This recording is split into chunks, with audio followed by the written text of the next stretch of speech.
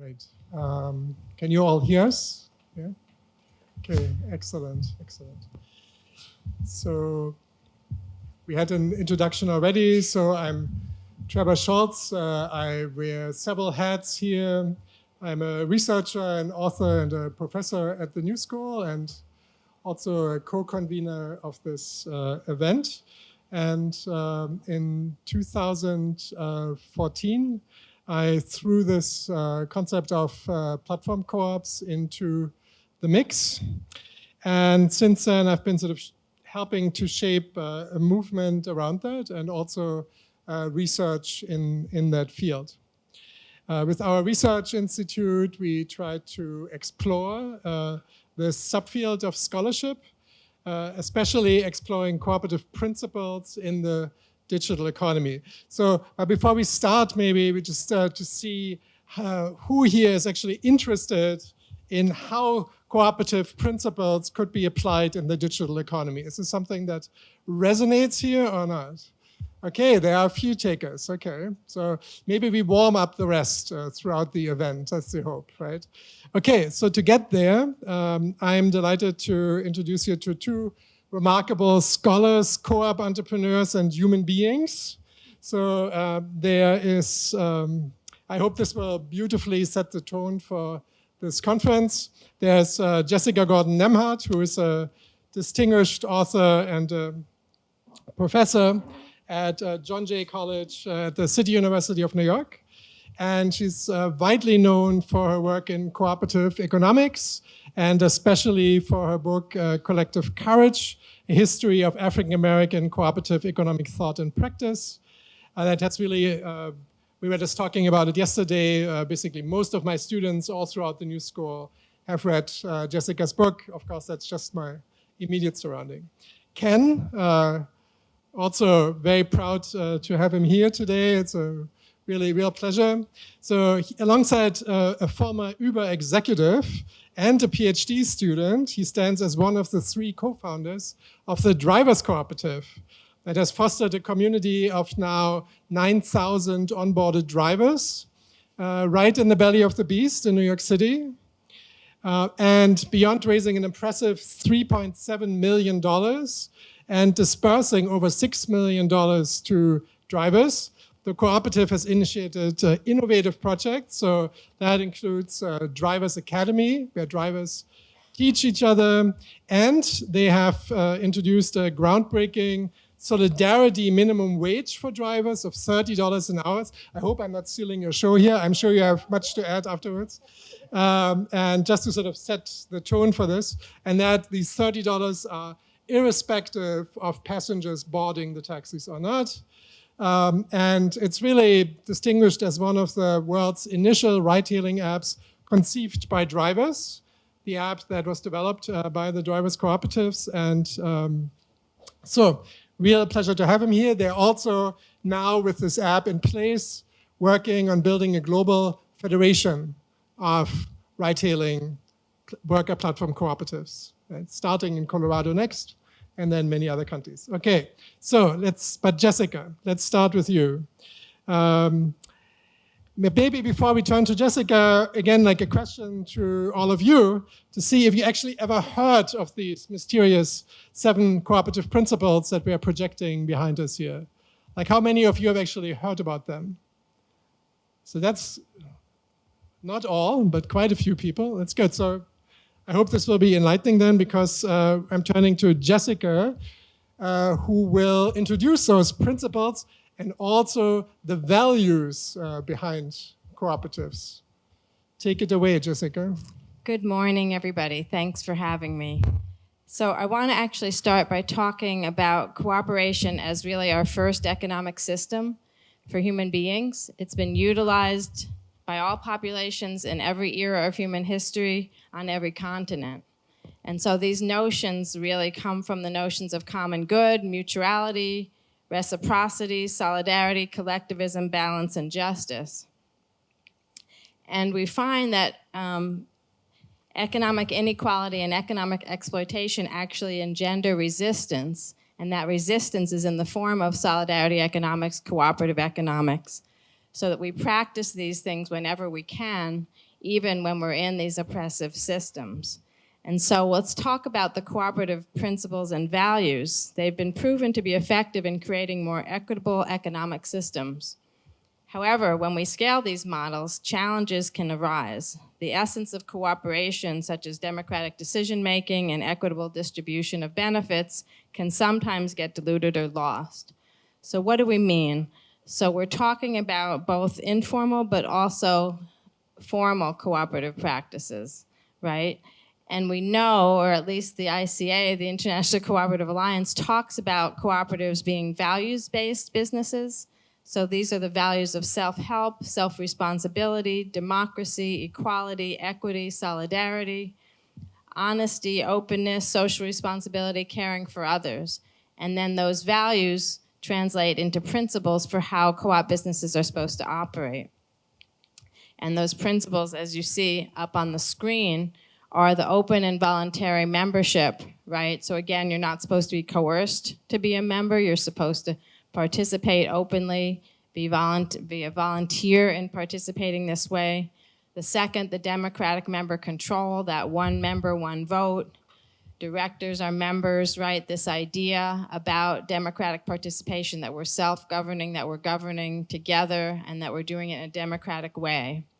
But then there's also the members' economic participation, right? This means there's a return to the use, right? There's limited compensation to capital in for-profit or not-for-profit. So co-ops can be either one, but it's about your economic participation and then your democratic participation in that. The autonomy and independence, you're not supposed to be beholden to or tied to a political party or ideology. Then there's also the education principle.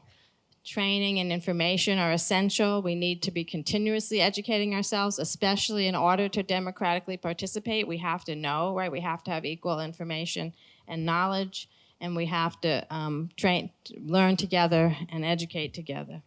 Then there's cooperation among co-ops. So co-ops should work together, right? Supply each other, help each other, support each other, have coalitions. And then seventh principle is about community, concern for community, giving back to community, that kind of thing. I also wanted to highlight the principles that the Mondragon cooperative system from northern Spain uses, because they focus on worker ownership. And so they look specifically at labor, which I think is also one of our big discussions here this week, right? And so there again, they still have that open membership, right? Open to anyone who accepts their principles, right? The democratic organization, again, that one person, one vote system, we're operating democratically, not autocratically. But then they've got this sovereignty of labor, right? The profit is allocated on the basis of the work contributed by each member in order to achieve this profit. So recognizing that profit really comes from labor, what labor does, and that labor is sovereign over capital. So that brings you to the fourth one, the instrumental and subordinate nature of capital. So capital is necessary, but it doesn't confer the right to vote, and it has limited and subordination to the labor. Then participation in management. So right, again, we should participate in management, if not be self-managed. So again, labor is paramount there. Wage solidarity, no one should make thousands, hundreds more than anybody else. So in some of the systems, it's 6 to 1, 3 to 1, 10 to 1, whereas, you know, in the capitalist world, it can be 10,000 to 1, 100 to 1, that kind of thing. So the wage solidarity is also important. They also have the intercooperation principle, the social transformation, and then they add social transformation, not just concern for community, but concern for transforming our societies to be more supportive and sustainable. Universality of solidarity, right? So that the promoters of economic democracy and the goals of international cooperative movement are all in solidarity with human beings and with our earth, if you want to add sustainability there. And then they also have the education principle. So I just quickly wanted to end with two things. One, the way that I have interpreted these values, especially as I've understood them while studying African American co-ops, is that these are values about camaraderie over competition, democratic engagement rather than hierarchical management, full participation and membership, rather than sole propriety, equity rather than opportunity, and collective wealth rather than profit. So again, these notions of the common good working together. And you'll see, I think I get to talk again at the end, and I'll bring it in. I usually compare things I've seen in the history of the black co-ops with other things I'm seeing currently. And we notice that the pooling of resources, sharing of risks, the importance of education, the importance of participating democratically and sharing power all come out when you look at examples throughout history. Again, in my case, through African-American examples, but also when we look at how particularly marginalized people have used co-ops through history. It's again to find ways to create economic justice that also leads to social justice. Excellent, thank you, Jessica. And so my interest now next lies in bringing those cooperative principles and values discussed by Jessica Gordon-Nembhard to the digital economy. So this is essentially the framing and the idea, the umbrella for this event. And so let me start with an anecdote, right, which I often bring up. I did yesterday at the press conference, is when I met one of the home cleaners in New York City who run a platform called Up and Go.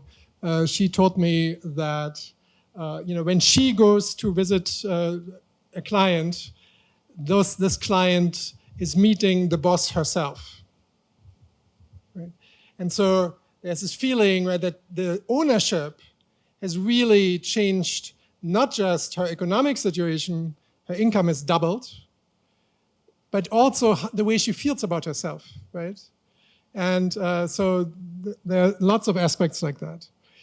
In the context of challenges in the digital economy, right, we see really low payment by these venture capitalist run companies, platforms, social isolation, a physical risk to the health of the workers, a lack of accountability of the algorithmic boss, right, leading to arbitrary firings, for example, a lack of social benefits. So in one word, you can say that they are designed to deliver on the fiduciary duty to shareholders rather than to stakeholders, right, who depend on those platforms the most. So this conference positions platform co-ops as a transformative solution alongside others, right? It's not a panacea.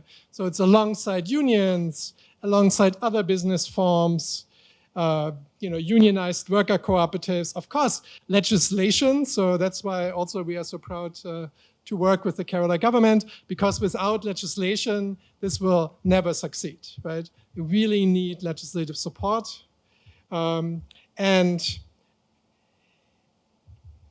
as India's first major event of this kind, Roots of Resilience really tries to connect these global examples with local projects in Kerala and beyond, showcasing that platform co-ops in sectors such as ride-hailing, agriculture, home services, and care can really work and do already in many places around the world.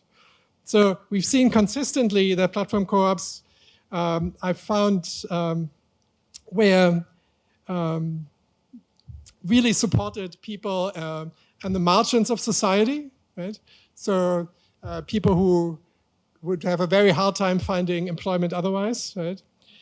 And now just a quick, really just a brief definition, right? So that we actually know what we are talking about, so that there's some clarity. So platform co-ops are defined as businesses that are primarily operating through a platform, through digital platforms or protocols that prioritize democratic decision-making and shared ownership by both workers and users, right?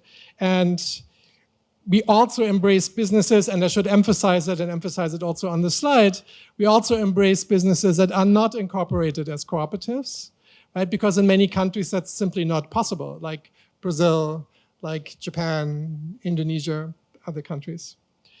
All right, so before I go on, I should ask you all a question. Do you believe, I would love to see your hands and see who believes that technological solutions can solve all social problems? Come on. Nobody? One person. Okay. Two people. All right. Well, okay, let's throw some cold water on this idea, at least for these two people.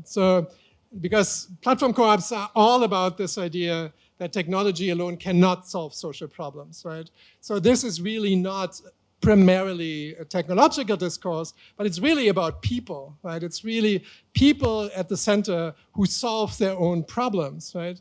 It prioritizes outcomes for people over business models, so it's not a cult of cooperatives, right? And it's a comprehensive strategy for social change that is non-negotiable, right? Including also addressing income inequality, right? Responding to the climate catastrophe, improving healthcare, promoting participatory design, and advancing gender equality. So the scope of this, the scale, so just to give you an idea. So there are a few platform cooperatives that are very large, the drivers cooperatives with 9,000 onboarded drivers. They are smart with some 35,000 members in 7 European countries now. But then there are also many others that are much smaller, and most of them are fairly small, right? So we should be clear about this. But they are, we have tracked on our website, you can find a directory where we tracked 540 projects in this field that stretch across 50 countries to date. And all right, so let's move on. These are the sectors. I had mentioned them before. I think my book I referenced already. This tracks these ideas.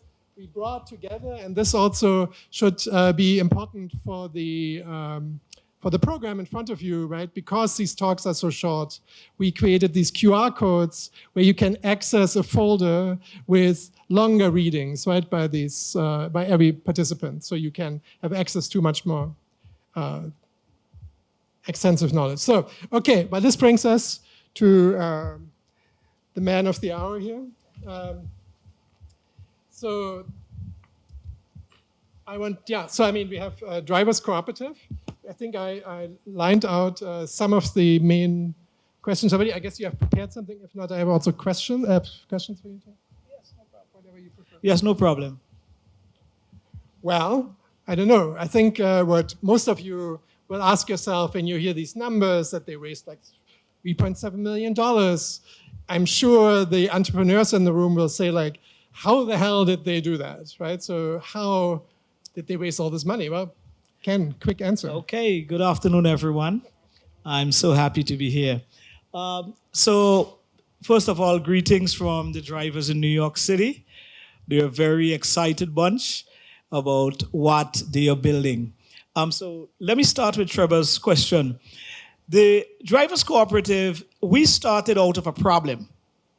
When the pandemic hit in around 2020, we had a lot of problems. Drivers could not get benefits because Uber was not paying benefits into the state fund.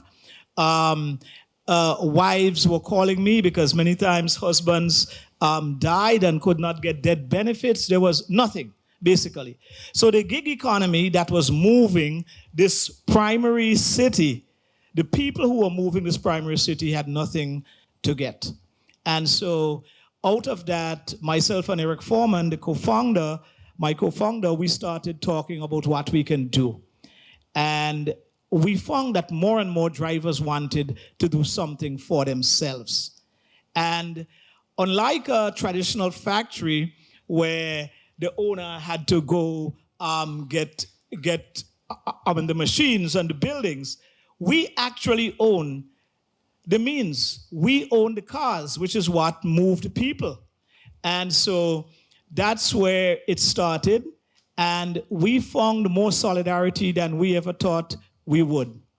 And so we started to talk first with many volunteers who came on.